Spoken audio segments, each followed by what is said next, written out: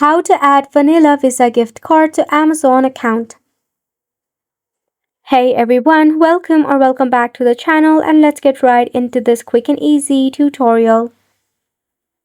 To add your Vanilla Visa gift card to your Amazon account, first and foremost you can go ahead and log in into your Amazon account. Over here you can check out a browser and search for amazon.com, or you can open up your Amazon application as well. Then, second step is to locate the item that you wish to purchase. Make sure that Vanilla Visa gift card has certain limitation, and as well as find the product to which the Visa gift card is applicable.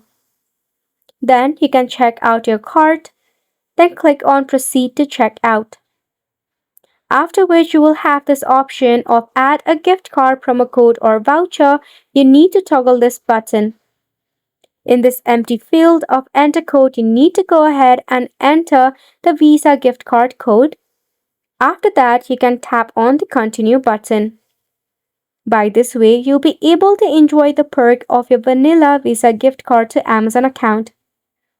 And it is a wrap for the video as well. Thank you so much for tuning in.